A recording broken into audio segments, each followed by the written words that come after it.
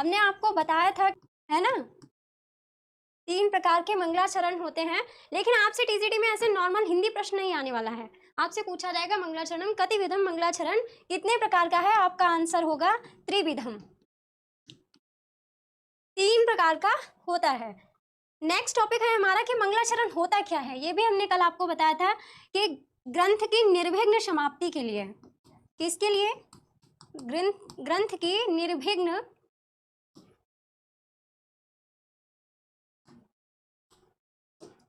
निर्विघ्न समाप्ति के लिए। अब ये निर्विघ्न समाप्ति क्या है, ग्रंथ लिखने में कौन सा विघ्न आने वाला है, आप ये सोचेंगे। ग्रंथ लिखने में विघ्न आते हैं, जैसे कभी कभी क्या होता है कि कुछ कठिनताएं होती हैं, कुछ जटिलताएं होती हैं, अथवा कुछ विपरीत व्यक्ति होते हैं जो आपको ग्रंथ पूर्ण नहीं करने देते। तो उन ऐसे ग्रंथ की निर्विघ्न समाप्ति के लिए क्या करता है जो ग्रंथकार है, वो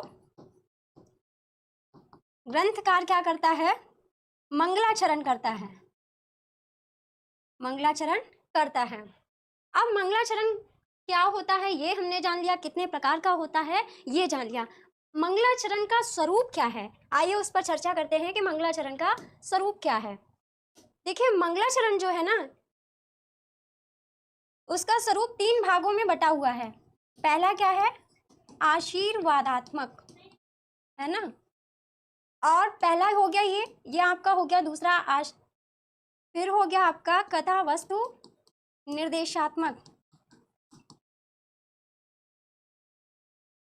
इसी को आप कह सकते हो वस्तु निर्देशात्मक। इसको कथा वस्तु और वस्तु निर्देशात्मक दोनों नामों से जाना जाता है, ठीक है। आशीर्वादात्मक, नमस्कारात्मक, कथा वस्तु निर्देशात्मक और नमस्कारात्मक। आप जानिएगा कि आशीर्वादात्मक क्या होता है, कथा वस्तु निर्देशात्मक क्या होता है और नमस्कारात्मक क्या होता है।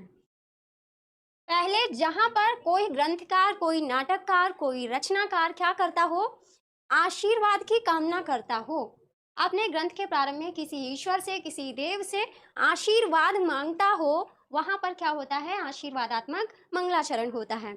दूसरा है आपका कथा वस्तु निर्देशात्मक। कथा वस्तु का जहां पर निर्देशन किया जाए, कि कथा वस्तु से ही हमें पता चल जाए कि ग्रंथ में स्टोरी क्या है, उसका कथानक क्या है, वही क्या है, कथा वस्तु या वस्तु निर्देशात्मक, ठीक है।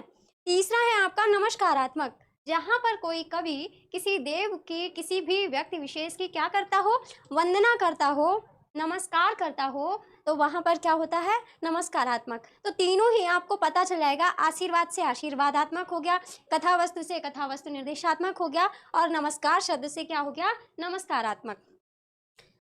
ये तो कल हमने यहाँ तक पढ़ लिया था। अब हम बात करेंगे कि मंगलाचरण पाया कहाँ कहाँ जाता है, मंगलाचरण कहाँ कहाँ पाया जाता है।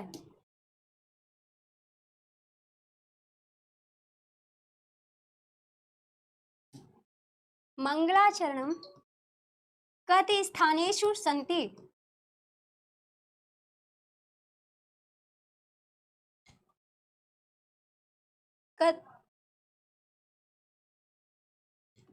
कति स्थानेषु,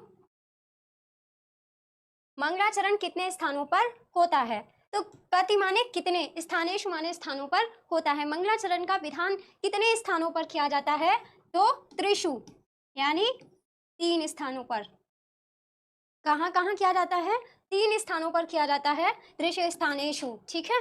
अब वो 3 स्थान कौन कौन से हैं, सबसे पहला होता है ग्रंथ के आरंभ में, ग्रंथ के आरंभ में, ग्रंथ के आरंभ में मंगलाचरण किया जाता है। आपने देखा होगा, अब तक आपने जितने भी ग्रंथ पढ़े होंगे उसमें सबसे पहले कोई ना कोई स्तुति होगी, कोई ना कोई वंदना होगी, तो वो क्या होता है, उस ग्रंथ का मंगलाचरण होता है। तो सबसे पहले जो हमें पढ़ने को मिलता है ग्रंथ के आरंभ में, किसी ईश्वर की, किसी देव की वंदना या कुछ उनसे संबंधित, तो वो क्या होता है, मंगलाचरण होता है, ग्रंथ के आरंभ में पाया जाता है।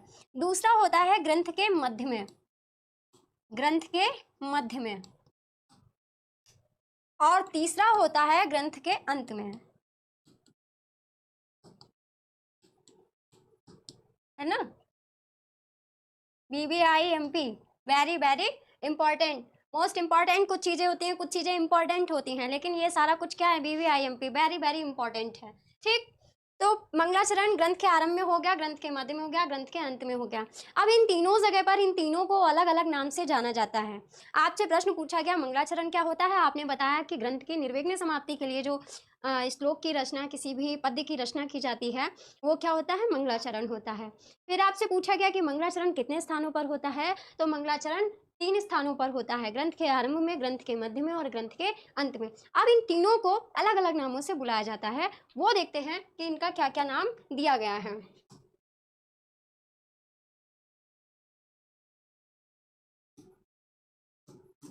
ग्रंथ के आरंभ में इसको कहते हैं नांदी, ठीक है। ग्रंथ के मध्य में कहते हैं मंगल मध्य नांदी, मंगल मध्य नांदी, और ग्रंथ के अंत में कहते हैं भरत वाक्य। बहुत कम क्लासेस ऐसी होंगी जहां पर ये चीज़ें आपको इतना इजी वे में सिखाई जा रही होंगी, इसलिए आप जल्दी से जल्दी पीजीटी की क्लास को यहाँ ज्वाइन कर लें, ताकि आगे के सिलेबस में और भी जो सारी चीज़ें हैं वो आपको इजी और इजी वे में, आसान तरीके से वो आपको क्या हो, यहाँ पर पता चले। सिलेबस देखिए, एग्जाम की डेट कभी भी आ सकती है, तो जितना जल्दी आप इसको ज्वाइन कर लेंगे उतना आपके लिए बेनिफिट होगा। तो यहाँ पर जो भरत वाक्य है, ठीक है, भरत वाक्य कहाँ होगा, ग्रंथ के आरंभ में। नांदी क्यों कहते हैं, देखिए ये जो क्वेश्चन है ना, यहीं से बहुत सारे क्वेश्चन बनेंगे, आपको बहुत सारा क्वेश्चन क्लियर होगा।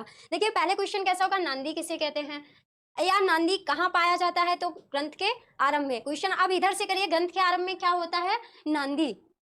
फिर आप क्वेश्चन कर दीजिए मंगल मध्य नांदी कहाँ पाया जाता है, ग्रंथ के मध्य में। इसी को वापस में कर दीजिए आप, ग्रंथ के मध्य में क्या होता है, मंगल मध्य नांदी। देखिए दोनों तरफ से क्वेश्चन बनता है। ग्रंथ के अंत में क्या पाया जाता है, भरत वाक्य, अथवा भरत वाक्य ग्रंथ में कहाँ पाया जाता है, ग्रंथ के अंत में। अब यही प्रश्न आपसे पूछा जाएगा कि नांदी क्या होती है। नांदी क्या होती है, वास्तविक रूप में नांदी का मतलब ही होता है आशीर्वादात्मक। क्या होता है, आशीर्वादात्मक, यानी जहां पर आशीर्वाद युक्त कोई कथन हो वही क्या है, नांदी। और इसी आशीर्वादात्मक नांदी को एक और नाम से जाना जाता है, वो कहलाती है आपकी पत्रावली नांदी। देखिए यहीं पर आपके 3 से 4 क्वेश्चन हो रहे हैं। नांदी क्या है, आशीर्वादात्मक होती है, और मुझे लगता है आपको वहां से ये सारी चीजें दिखाई नहीं देंगी, मैं इसको यहाँ से करती हूँ। वास्तविक रूप में नांदी क्या है, आशीर्वादात्मक, आशीर्वादात्मक पत्रावली नांदी, ठीक है। इसी को क्या कहते हैं, पत्रावली नांदी। ये जो पत्रावली नांदी है ये भी 3 प्रकार की होती है। पत्रावली नांदी कितने प्रकार की होती है, 3 प्रकार की होती है। कहाँ कहाँ होती है और कैसे कैसे होती है वो जान ली, लेकिन 3 प्रकार की किस रूप में होती है हम उस पर चर्चा करते हैं। पत्रावली नांदी को 3 विभागों में बांटा गया है। पहला है आपका अष्टपदा नांदी, क्या है, अष्टपदा नांदी। दूसरा है आपका दशपदा नांदी, और तीसरा है आपका द्वादश पदा नांदी।